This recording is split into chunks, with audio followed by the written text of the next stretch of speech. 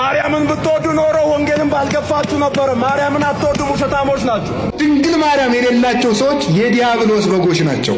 መስቀል አድርገው የማን መስቀል እንዳደረጉ እንኳን አይታወቅም። ኢየሱስ ሲባል የደም ግፊታቸው ይጨምራል። ኢየሱስ ሲባል የሆነ ስኳራቸው ከፍ ይላል ወደ ላይ።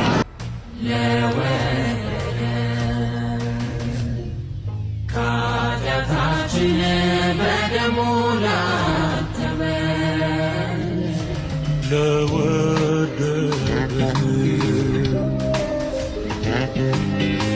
ኃጢአታችን በደሙ ላተመ። ሰብላችሁን ከሚያጠፉ ከአንበጣ ነቢያት ራሳችሁን ጠብቁ። ታላቅን ነገር በመካከላችን ያደርጋል። ባዶላ ወዩ የምትገኙ በዛ አካባቢ ያላችሁ 12,000 የሚበልጥ ሰው እምነቱን ቀይሯል። ወልድኪ ነፍሳተ ሶባራየኪ በእሳተ ኩነኔ ዘሃሙ ማርያም ትብሊ በንቲ አዎሙ። ማርያምን ብትወዱ ኖሮ ወንጌልን ባልገፋችሁ ነበር። ማርያምን አትወዱ፣ ውሸታሞች ናችሁ፣ ትዋሻላችሁ። ማርያም ስለዚህ ወንጌል እንደዚህ ብላለች፣ እርሱ የሚለውን አድርጉ አለች። ማርያም የምትሉ እናንተ እሱ የሚለውን አድርጋችኋል። ከራሷ ላይ አውርዳለች፣ አትለጠፍ እንደማስትሽ። ልጅ ለእናቷ ምጥ አስተማረች አሉ። ባይዘወይ ማይም ደፋር ነው ብሏል አባ ገብረ ኪዳን። ቀጥሎ አሰማችኋለሁ የእሳቸውን ንግግር ስለ ድንግል ማርያም። እጅግ ድንቅ የሆነ ትምህርት አለ፣ እሱን አሰማችኋለሁ።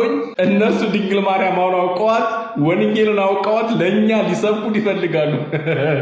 ያው ድፍረታቸው ነው፣ አለማወቃቸው ስለሆነ ያው አንፈርድባቸውም። ግን እነሱ ምን አይነት ሰዎች እንደሆኑ ወይም ደግሞ ድንግል ማርያምና ክርስቶስን የያዙ መስሏቸው ነገር ግን የተሳሳተ አጋንንታዊ ትምህርት እያስተማሩ እንደሆነ አባ ገብረ ኪዳን በደንብ አድርገው ገልጠዋቸዋል። እሱን እስከ መጨረሻው ልትከታተሉ በእግዚአብሔር ስም እጋብዛችኋለሁ። ድንግል ማርያምን የያዘ ሰው የክርስቶስ በግ ነው። ምልክት የሌለው የላባ ነው ማለት ምልክቲቱ ድንግል ማርያም ናትና፣ ድንግል ማርያም የሌላቸው ሰዎች የዲያብሎስ በጎች ናቸው፣ የክርስቶስ በጎች አይደሉም። አንዱ ምልክታቸው መስቀል ነው። መስቀል የላቸውም፣ አያምኑትም፣ ይክዱታል። ቅዱስ ጳውሎስ እንዲና አንሰ ኢይዝያር ዘይንበለ በመስቀሉ ለእግዚእነ ኢየሱስ ክርስቶስ፣ እኔ ከክርስቶስ መስቀል በቀር በምንም ባንዳች ነገር አልመካም፣ ሌላ ትምክህት ይራቅልኝ። አልቦ ዘያነጠኒ እንዘ ጸውር ማኅተሞ ለክርስቶስ በሥጋዬ፣ የክርስቶስን ማኅተም በሥጋዬ ተሸክሜያለሁና ማንም አያድክመኝ። ገላትያ 6:14 ላይ ክርስቶስ ዓለምን የሚሸከም ሆኖ ሳለ ማቴዎስ 27:57 ላይ እንደተጻፈ ስምዖን ቀሬናዊ እንዲያግዘው ያደረገ ከተቀበለው መከራ መስቀሉ ከብዶት ነው። ነገር ግን ክህነትን በጴጥሮስ ማርያምን በዮሐንስ እንደሰጠ መስቀሉን በስምዖን ለመስጠት ነው፣ በረከት ለማካፈል ነው። መስቀሉ የሌላቸው እነዚህ ተፈጥሯዊነትን የካዱ ስንፈጠር እንኳን እግራችን ስንዘረጋ እጃችን ስንዘረጋ መስቀል መሆናችን ለመስቀል እኛ ራሳችን የመስቀል ምልክት ነን።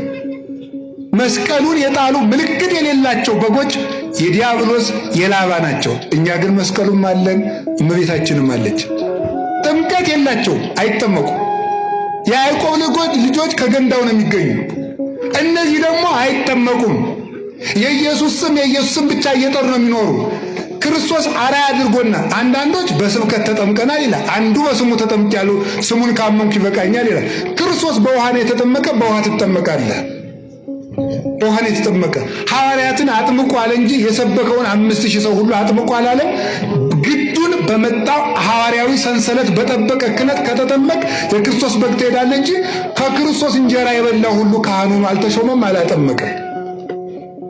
እንጀራ መብላት ለ5,000 ሰው ተፈቅዶ ማጥመቅ ግን ለሐዋርያት ነው። ይህንን የሚፈጽሙ የያዕቆብ በጎች ናቸው። ከገንዳው አይጠጡም ብያችኋለሁ። የያዕቆብ በጎች ከገንዳው ጠጥተው ዝጉርጉር ይወልዳሉ። እነዚህ ደግሞ ከሐዋርያት ጉባኤ ተምረው ቅዱሳን አባቶቻችን ካስተማሩ ጉባኤ ተምረው ክርስቶስን የመሰለ ልጅ ይተካሉ። እነዚህ ግን ተመልከቱ፣ አውራዎችን አይፈልጉም፣ መምህራንን አይፈልጉም። የአትናቴዎስ፣ የቄርሎስ፣ የዮሐንስ አፈወርቅ፣ የአግናጤዎስ፣ የቅዱስ ያሬድ፣ አባ ጊዮርጊስ፣ የኤስድሮስ ትርጓሜ ሲባሉ ተረት ነው የሚል ስም ያወጡለታል። ያለ አውራ በግ መጽነስ የሚፈልጉ ያለ መምህር መጽደቅ የሚፈልጉ ትርጓሜን የሚነቅፉ እነዚህ የላባ በጎች ናቸው። ቅዱስ ሥጋውን ክቡር ደሙን የማይቀበሉ እነዚህ የላባ በጎች ናቸው።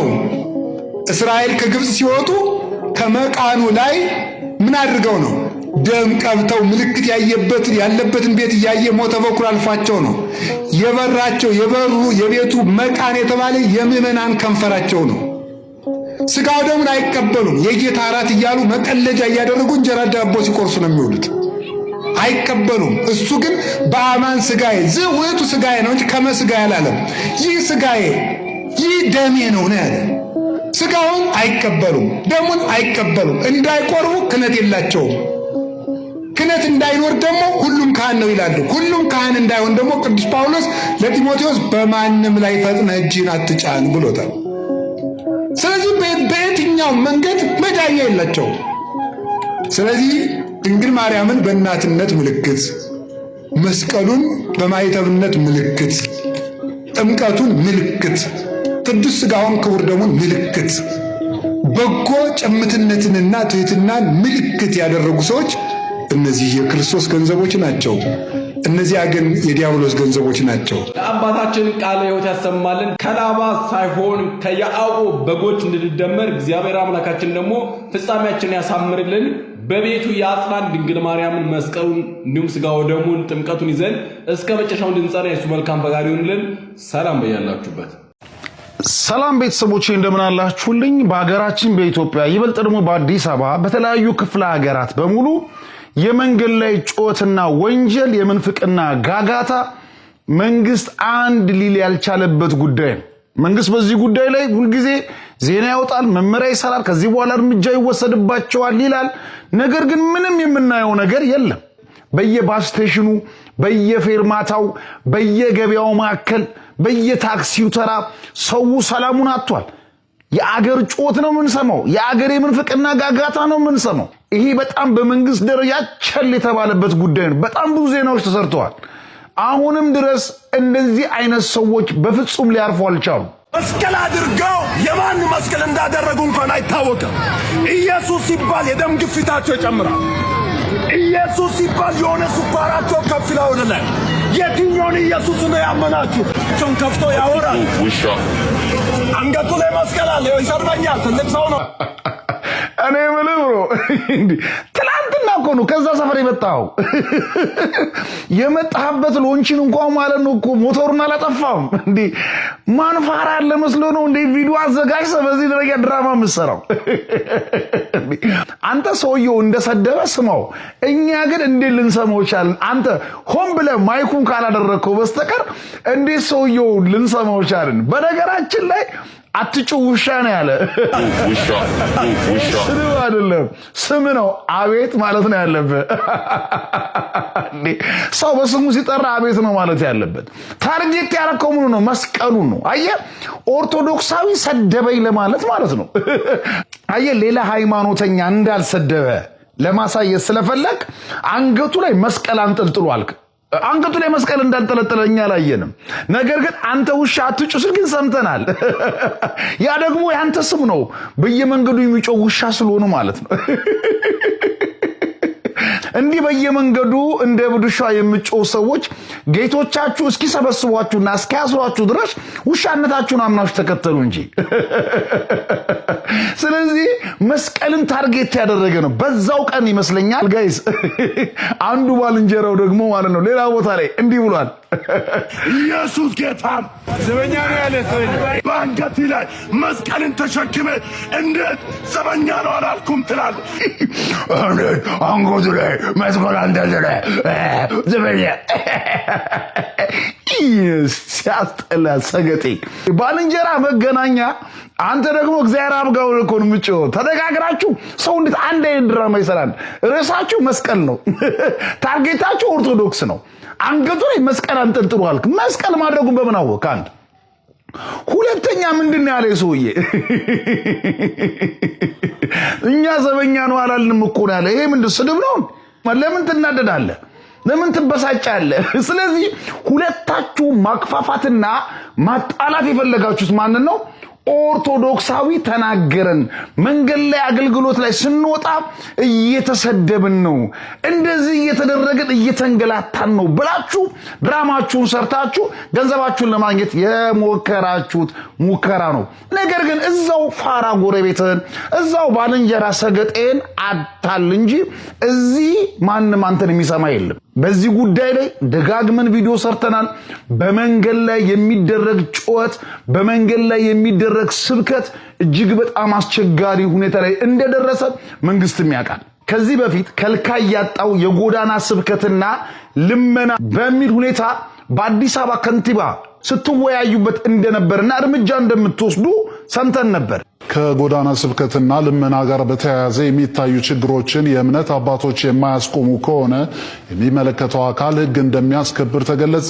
ጎዳና ላይና በንግድ ቦታዎች ላይ የሚደረግ የሃይማኖት ስብከትን በተመለከተ ሲናገሩ በመንገድና በንግድ ቦታዎች እየተጎተትን እየተሰበክን ነው በማለት ህብረተሰቡ በተደጋጋሚ ቅሬታ ያቀርባል ብለዋል። ድርጊቱን የመልካም አስተዳደር ችግር ሆኖ በመለየቱ የሕግ ማሻሻያ ከሚያስፈልጋቸው ጉዳዮች አንዱ እንደሆነም ተናግረዋል። በመሆኑም የመንገድ ላይ ስብከትን የሚያስቀር የሕግ መሻሻልና ማስፈጸሚያ መመሪያ ሊዘጋጅ እንደሚገባ አስታውቀዋል። ባንደኛው እርምጃ ወስዳቸዋል። በጎዳና ላይ የሚደረገውን ስብከት ሳይሆን በጎዳና ላይ የሚለመነው ልመና አስፈላጊውን እርምጃ ወስዳቸዋል። ከአካባቢው የኔ ቤቴ ጽድት አድርጋቸዋል። ደሃ ብቱቶ የለበሰን ሰው አስወግዳቸዋል። ማንም ሰው ከተማ ላይ መኪና ላይ የሚለምን የለም። ያው የፈረደባት ቅዱስ ቤተክርስቲያን በር ላይ ቁጭ ብለው ይለምናሉ። ከዛም ደግሞ ካልተደበደቡ ካልተባረሩ ነው። ስለዚህ የጎዳና ላይ ልመናን አስቀርታችኋል። ነገር ግን የጎዳናው ላይ ስብከት ግን ለምንድን ነው የቀዘቀዛችሁት? ለምን ቀዘቀዛችሁ? የጎዳናው ላይ ስብከት ምን ነው ፈዘዛችሁ? እንደ ጎዳና ልመና ለምንድን ነው ጥርግ ማድረግ ያቃታችሁ? ጥያቄ ነው። ያሳዝናል። ሰብላችሁን ከሚያጠፉ ከአንበጣ ነቢያት ራሳችሁን ጠብቁ። ታላቅን ነገር በመካከላችን ያደርጋል። ባዶላ ወዩ የምትገኙ በዛ አካባቢ ያላችሁ በሻኪሶና በአካባቢው እንደዚሁም ተምሬ ባደኩበት በዘንባባ የምትገኙ ፕሮግራሙ ላይ ልትገኙ ተጋብዛችኋል። በቪዲዮ ጅማሬ ላይ አንበጣ ከሆኑ ሐሰተኛ ነቢያት ተጠበቁ ብያችኋለሁ። በመሳፍንት መጽሐፍ ምዕራፍ 6 ላይ ከቁጥር 1 ጀምሮ ሚዲያምና አማሌቅ የተባሉ ህዝቦች ልክ እንዳንበጣ ባለ ብዛት እስራኤላውያን ሰብላቸውን ሊያጭዱ ሲሉ ከብቶቻቸውን አደልበው ሲያበቁ ይመጡና ከብቶቻቸውንም እህላቸውንም ዘርፈውባቸው ይሄዳል። ታዲያ ዮናታን አክሊሉ፣ እዩ ጩፋና ጆይ ጭሮ ከሚዲያምና እንዳንበጣ ከመምጣት ጋር ምን አገናኛቸው የሚለውን ነገር ቀጥሎ ለማስረዳት ሞክራለሁ። ዮናታን አክሊሉ በዚህ ሳምንት ውስጥ ባዶላ ወዮ እና በሻኪሶ ዙሪያ ያሉ ሰዎችን ወደ ኮንፈረንሱ ሲጋብዝ ትመለከቱታላችሁ። እነዚህ አካባቢዎች ደግሞ በኢትዮጵያ ውስጥ እንደምታውቁት በወርቅ የበለጸገ አካባቢ ነው። በኢትዮጵያ ውስጥም ደግሞ ትልቁ የወርቅ ሀብት የሚገኘው እዛ አካባቢ እንደሆነ ታውቃላችሁ። ስለዚህ ይህ ወቅት ደግሞ ነጋዴዎች እዛ አካባቢ ላይ ያሉ ከወርቅ ጋር በተገናኘ ስራ የሚሰሩ ሰዎች እጃቸው ላይ ገንዘብ የሚገኝበት ከብቶቻቸውን አደልበው ሰዎች ሽጠው ገንዘብን የሚሰሩበት ወቅት እንደመሆኑ ዮናታን አክሊሉ በዛ ቦታ ላይ ሰዎች ነፃ ይወጣሉ፣ አርነት ይወጣሉ ሲል በወንጌል ስም አካባቢው ላይ በተጠና መልኩ ኮንፈረንስ ለመዘጋጀት ሲሞክር ትመለከቱታላችሁ። የኮንፈረንሱ ዓላማ ግን ነፍሳትን ለክርስቶስ ኢየሱስ መማረክ ሳይሆን ኪስን ለዮናታን አክሊሉ መማረክ እንደሆነ እንዲሰመርበት ያስፈልጋል።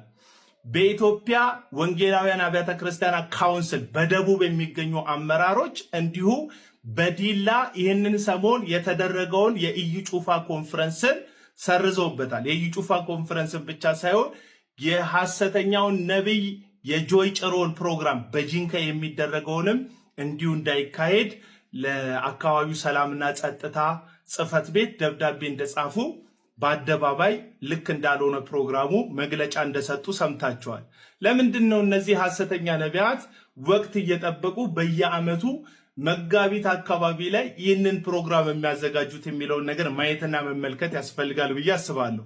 እንደምታውቁት ይህ ወቅት አካባቢውን እንደምታውቁት በቡና ንግድ ላይ የተመሰረተ አካባቢ እንደመሆኑ ይህ ወቅት ደግሞ ቡናቸውን ለቅመው የሚያስፈልገውን ፕሮሰስ አልፈው ነጋዴዎችና ለተጠቃሚዎች ሽጠው እጃቸው ላይ ገንዘብ የሚቀመጥበት ወቅት ነው። ይህንን ወቅት ተከትለው እነዚህ ሐሰተኛ ነቢያት በአፋጣኝ ኢየሱስን እንስበክ በሚል ስም እዛ አካባቢ ላይ ኮንፈረንሶችን፣ ክሩሴዶችን ያዘጋጃሉ። በአጠቃላይ ያለው ምስኪን ህዝብ ለወንጌል ብለው እየተንከራተቱ እንደሆነ፣ ለወንጌል ብለው ከአካባቢ እየተዘዋወሩ እንደሆነ ነው የሚያስበው። ነገር ግን እነዚህ ሐሰተኛ ነቢያቶች ፕላን የሚያደርጉት ከዛ ህዝብ ገንዘብ እንዴት አድርገው ሞጭልፈው ወደ ኪሳቸው እንደሚሰበስቡ ነው። ይሄ ብቻ አይደለም። አሜሪካ ውስጥ ወቅት ተጠንቶ በተለይ ታክስ ሪተርን በሚደረጉባቸው ወቅቶች ላይ የተለያዩ ኮንፈረንሶች ታያሉ። አሜሪካ ውስጥ፣ ካናዳ ውስጥ ማለት ነው። አውሮፓ ውስጥም ቱር ያዘጋጃሉ። ደቡብ አፍሪካ አካባቢ ላይም በተመሳሳይ ወቅት እነዚሁ ሰዎች ኮንፈረንስ ሲያዘጋጁ ትመለከታቸዋላችሁ።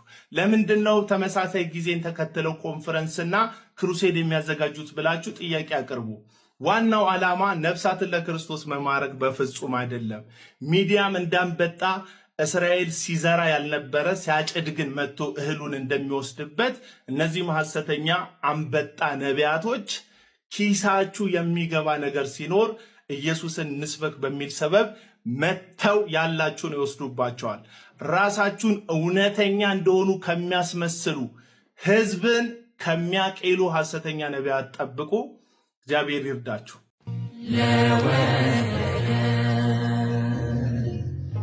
ከኃጢአታችን በደሙ ላጠበ ለወደደን ኃጢአታችን በደሙ ላጠበ። የእውነት በጣም አካውንቴ ባይመታብኝ ኖሮ ደጋግሜ እናንተን ላይክ አድርጉት፣ ቪዲዮን ኮፒ ሊንክ ሪፖስት ምናምን ባለላችሁ ደስ ይለኛል። ግን አካውንቴ በጣም ተይዟል። ስለዚህ ትብብራችሁን ፈልጋለሁ። ፈቃዳችሁ ከሆነ ቪዲዮ ላይክ፣ ኮፒ ሊንክ፣ ሪፖስት ምናምን እንድታደርጉትኝ ኮሜንት ሴክሽን ላይም ደግሞ ኦርቶዶክሳዊነት ስርዓት ነው ብላችሁ እንድትጽፉልኝም ጠይቃችኋለሁ። መግቢያችን ላይ ያስመለከትኳችሁ 3 ቪዲዮዎች የአንድ ቤተ እምነት የሚመስሉ ግን የተለያየ ስፍራና የተለያየ ቤተ እምነት ውስጥ ያሉ አካላት የዘመሯቸው መዝሙራቶች፣ ያው መዝሙር ከተባለ ማለት ነው እንደዚህ አይነት ነገር ነው። የመጀመሪያዎቹ እኛ ቤት ሆነው ግን እኛን የማይመስሉ አስተምሯቸው፣ መዝሙሮቻቸው፣ መሳሪያዎቻቸው በሙሉ የሌላ ቤተ እምነትን የሚመስሉ የፍኖተ ጽድቅ ማህበር ናቸው።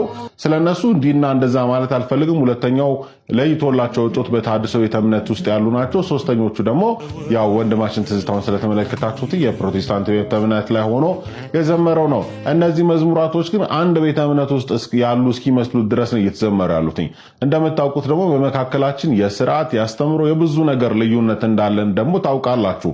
እኔ ስለ ኢትዮጵያ ኦርቶዶክስ ተዋሕዶ ቤተክርስቲያኖች በዝማሬው ስርዓት ውስጥ በዝማሬው አገልግሎት ስላላችሁ እህት ወንድሞቼ አንድ ማለት የምፈልገው ነገር እባካችሁ ብትችሉ መዝሙራቶቻችን ያሬዳዊ እንዲሆኑ አድርጉ። ካልሆነ ግን ከየትም ከሌላ ቤተ እምነት የምትቃርሙትን ከዘፈን የምትቃርሙትን በሙሉ እያመጣችሁ አውደ ምሕረቶቻችንን የመዝፈኛችሁ መድረክ ባታደርጉት ጥሩ ነው። የቺ ቤተክርስቲያን ትናንትናን አልፋ ዛሬ ላይ ደረሰችው። የኢትዮጵያ ኦርቶዶክስ ተዋሕዶ ቤተክርስቲያን ለመዝሙር ምን አይነት ቦታና ስርዓት ሰርታ እንደምትገለገልበት እጅግ የሚያውቁ ስለሆኑ ነው። በተለይ አሁን ይሄ ሪከርድ ቤት አለን ሚክሲንግ ማድረግ እንችላለን ብላችሁ በየቦታው የሪከርድና ሚክሲንግ አገልግሎት የምትሰጡን በሙሉ ደግሞ እባካችሁ ለቤተክርስቲያን አስቡላት። እናንተ ዛሬ ከየዩቲዩብ የምትለቃቅሙ አጠቃቀን ገንዘብን ታርጌት አድርጋችሁ የተበረዘ መዝሙር አገልግሎት እያላችሁ አታቀርቡ ለህዝቡ ጥሩ ነው። 12,000 የሚበልጥ ሰው እምነቱን ቀይሯል። የትኛውም ቤተ እምነት ውስጥ ያላችሁ ሰዎች እንድትሰሙኝ እፈልጋለሁ። ለእናንተ የሚሆን ሐሳብ አለኝ።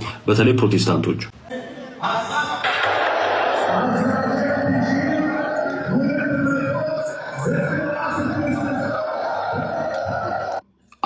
12,296 ሰው ጌታ ኢየሱስ ክርስቶስን አምኖ ጌታን ተቀብሎ ተጠምቋል የሚል ማስታወቂያ የተመለከተ ነው። ይኸውላችሁ እነዚህ ሰዎች ያሉት ሰዎች አላቅም እንግዲህ ባሉት እንመንና የሄዱት ወደ ኦንሊ ጂሰስ ነው። ኦንሊ ጂሰስ ማለት በስላሴ የማያምኑ ራሳቸውን ሐዋርያት ቤተክርስቲያን እያሉ የሚጠሩ ናቸውና ወደዛ ነው የሄዱት። ከዛን ኮሜንት ላይ እየሄዱ በስላሴ የሚያምኑት ፕሮቴስታንቶች ምን ይላሉ? ዶክተር መርጬ ነው የተወሰኑትን አገር እንዳለ ዋው ሲሉ የነበሩት ፕሮቴስታንቶች ናቸው። ዶክተሩ ምን አሉ? ዋው እሳቸው የምን እምነት ተከታይ ናቸው? ተመልከቱ። ፕሮቴስታንቶች ቃለ ሕይወት ናቸው። የቃለ ሕይወቱ ፓስተር የቃለ ሕይወቱ ሰው ዶክተሩ ማለት ነው ሄዶ ዋው ይላል። እዛ ሌላ ሰላም የምትባለው እህታችን ተመልከቱ። ይቺ ማለት ነው ይቺ የምትመለከቷት ከዚህ በላይ ደስታ ምን አለ አለች። ከዛ ታች አንዱ ሄዶ በስላሴ አታምኝም አላት። አምናለሁ አለች። ከዚህ በላይ ደስታ ያለችው ግን ስላሴን ወደማያምኑት የሄዱት ጋር ነው። እምነታቸውን አያውቁም። ሌላ ላሳያችሁ። ከሀልወት ከዚህ ሰውዬ ጋር ማለት ነው ከማን ነው ከዘኒ ጋር ሄዳች ምን ብላለች? ሀልወት እንዳትቀርቡ ብላ ማስታወቂያ የምትሰራ ሰው ነች። ፍሪታ የተባለችው ሄዳ ምን ብላለች? ለምን አለቀስኩ? ይኸውላችሁ እምነታቸውን አያውቁም። አብዛኞቹ በቲፎዞ ምን እንደሚያምኑ አያውቁም። በቃ ስሙ ፕሮቴስታንት መሆን በተለይ ከኦርቶዶክስ መውጣት እምነት የሆነላቸው እውቀት የሆነላቸው እነዚህ ናቸው። እንግዲህ እየወጡ ጣዖት አምላኪ፣ ማርያምን አምላኪ፣ ስዕል አምላኪ ወዘተ የሚሉት ስላሴን እንኳን የማያምን መለየት የማይችሉ ድንዙዛ እውቀት የሌላቸው እነዚህ ናቸው። እንግዲህ እየመጡ አፋቸውን የሚያላቀቁት ማለት ነው። ወዳጄ ምንም የማያውቅ የሚያምነውን የማያውቅ ስላሴን የማያውቅ ነገር ክርስቶስ ያልገባው ኢየሱስ አብ ነው የሚሉት ከሄዶ የሚለጠፍ የደነዘዘ ማህበረሰብ ይዘ ኦርቶዶክስ ላይ አፍን ማላቀቅ አትችልም። ስለዚህ ቁጭ ብለ ተማርም አስተምረው። ይሄ ለእናንተ ያለኝ መልእክት ነው። የትኛውን ቤተ እምነት ውስጥ ያላችሁ መጀመሪያ እምነታችሁን ወቁ። ሰው እምነት ላይ አፍን ከማላቀቅ በፊት የራስን እምነት ማወቅ ይቀድማል።